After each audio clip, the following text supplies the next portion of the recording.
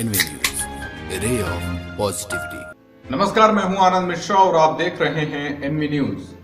26 जनवरी को देश में जो कुछ हुआ उसने किसानों के आंदोलन को दबा कर रख दिया, या यूं कहें किसानों के इस आंदोलन की छवि को धूमिल कर दिया। वो किसान जो महीनों से लगातार शांति प्रदर्शन कर रहे थे, इस हिंसक आंदोलन ने उनकी छवि को धूमिल कर दिया और किसान आंदोलन की आवाज को एक नया ही एंगल मिल गया, जिसका नाम दिया गया हिंसक प्रदर्शन। किसानों को आतंकवादी तक घोषित कर दिया गया।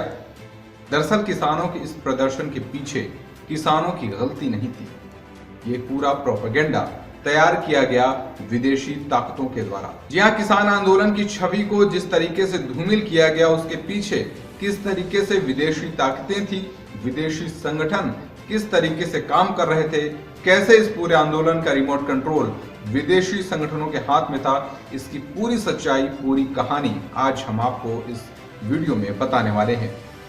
26 जनवरी को जिस तरीके से लाल किले पर जो घटना घटी, उसके बाद पूरी तरीके से आंदोलन हिंसक प्रदर्शन पर तब्दील हो गया।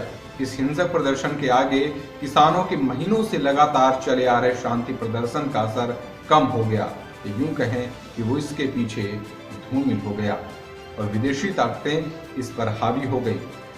जब भी विदेशी ताकतों का जिक्र आता है तो दो नाम सबसे ज्यादा चर्चा में आते हैं, एक नाम रिहाना और दूसरा ग्रेटा थनबर्ग का। कौन है ये रिहाना, कौन है ये ग्रेटा थनबर्ग, सबसे पहले इनके बारे में जान लेते हैं। दरअसल विश्व भर के पूरे सिनेमा जगत पर अगर हम नजर डालें तो मोटे तौर पर दो वर्ग या दो हिस्सों में बटा हुआ सिनेमा जगत नजर आता है। एक वो वर्ग जिसमें कलाकार अपने काम से संबंधित सोशल मीडिया पर पोस्ट करते हैं, और दूसरा वो वर्ग जिसमें कलाकार विवादित और गैर विवादित दोनों विषयों पर अपने खुलकर विचार डालते हैं। रिहाना दूसरे वर्ग में आती है।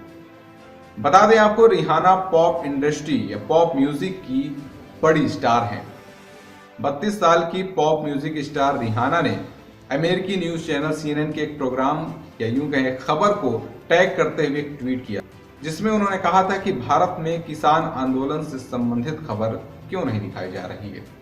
इसके बाद उन्होंने लगातार और भी ट्विटर पर अपने ट्वीट किए, जिसके माध्यम से उन्होंने भारत में हो रहे किसान आंदोलन में किसानों का समर्थन जाहिर किया था। ये तो बात थी रिहाना की, लेकिन इसमें सबसे ज्यादा नाम चर्चा में जो आया वो था ग्रेटा थनबर्ग का, जो कि अब विवादों में है। तो सबसे पहले जान लेते हैं कि ग्रेटा थनबर्ग कौन है। ग्रेटा थनबर्ग का जन्म स्वीडन में 2003 में हुआ था। 8 साल की उम्र में ग्रेटा थनबर्ग पर्यावरण पर पढ़ना शुरू किया।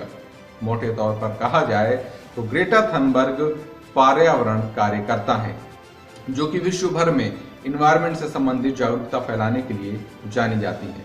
लेकिन ग्रेटा थनबर्ग का नाम यूं ही चर्चा में नहीं आया। 12 साल की उम्र होते होते ग्रेटा थनबर्ग ने लोगों को जागरूक करते हुए कहा कि लोगों को नॉनवेज नहीं खाना चाहिए। इसके साथ ही उन्होंने कम दूरी के लिए फ्लाइट का इस्तेमाल भी न करने की सलाह दी और वो खुद ट्रेनों का सफर करना शुरू कर दिया।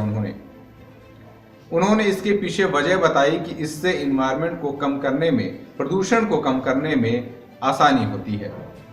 लेकिन तब तक ग्रेटा थनबर्ग का नाम चर्चा में नहीं था।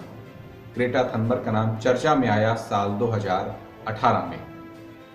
साल 2018 में ग्लोबल वार्मिंग के लिए जागरूकता फैलाने के उद्देश्य से स्वीडन की संसद के बाहर ग्रेटा थनबर्ग ने धरना प्रदर्शन देना शुरू कर दिया, और वो भी 1-2 दिन नहीं, बल्कि संसद के बाहर वो हर शुक्रवार को धरने पर बैठती थी, लोगों को जागरूक करने के लिए ग्लोबल वार्मिंग से।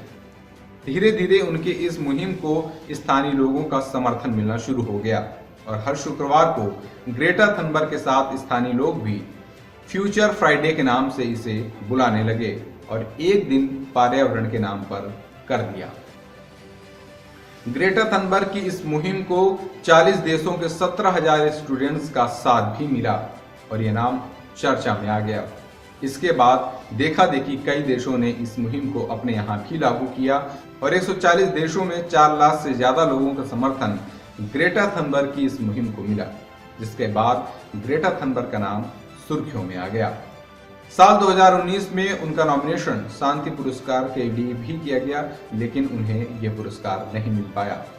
अब 2021 में नोबेल शांति पुरस्कार के लिए उनका नाम एक बार फिर से चर्चा में है, लेकिन सिर्फ शांति पुरस्कार के लिए नाम ही उनका चर्चा में नहीं है, अब उनका नाम विवादों से भी जुड़ चुका है। ग्रेटा थनबर्ग का नाम इस बार चर्चा में एक विवाद की वजह है, और वो है भारत में हो रहे किसान आंदोलन से संबंधित उनके एक ट्वीट से। ग्रेटा थनबर्ग ने अपने ट्विटर हैंडल से एक ट्वीट किया, जिसमें उन्होंने भारत में किसानों के आंदोलन से संबंधित समर्थन पर एक ट्वीट किया, जिसमें उन्होंने एक टूल किट का जिक्र किया। एक टूल किट वहां पर पोस्ट की, जिसके माध्यम से किसानों के आंदोलन को किस तरीके से बढ़ाया जा सकता है, किस तरीके से इस मुहिम को ग्राउंड पर तैयार किया जा सकता है, इससे संबंधित सारे विषय, सारे नोट्स उस टूल किट में मौजूद थे। दिल्ली पुलिस ने इस टूल किट का विश्लेषण किया, जिसके बाद ये बात सामने आ गई कि इस टूल किट में जो चीजें बताई गई थी 26 जनवरी को हुई इस घटना में, वो सब कुछ ग्राउंड पर नजर आया।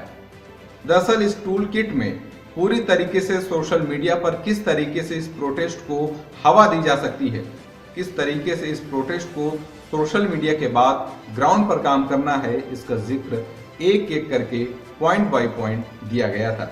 दिल्ली पुलिस ने जब इसका विश्लेषण किया तो पता चला कि कनाडा में स्थित एक संस्था जिसका नाम है पीस ऑफ जस्टिस, उसने इस टूल किट को तैयार किया है।